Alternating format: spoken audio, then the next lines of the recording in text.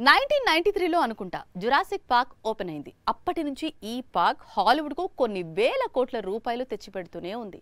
ఇప్పటి వరకు 6 చిత్రాలు వచ్చాయి. అన్నీ కూడా డైనోసార్ పేరు చెప్పి ప్రేక్షకులను భయపెట్టాయి. కానీ ఈసారి అలా కాదు. జురాసిక్ యుగం మళ్ళీ మొదలైతే అనే కాన్సెప్ట్ తో వస్తోంది. డైనోసార్స్ ఉండే చోటుకి వెళ్లటం, అక్కడ ఏదో ఒక పిచ్చి పని చేయటం, ఆ తర్వాత అవి మనుషులని తరమటం, ఇది ముందు నుంచి కనిపిస్తూ వస్తున్న కథే. ఇప్పుడు కూడా అంటే జురాసిక్ వరల్డ్ రీబర్త్ లో కూడా సేమ్ స్టోరీ రిపీట్ అవుతుంది. ఈసారి కూడా సాహస వీరులు ఎలా తప్పించుకున్నారు అనేది మిగతా కథ.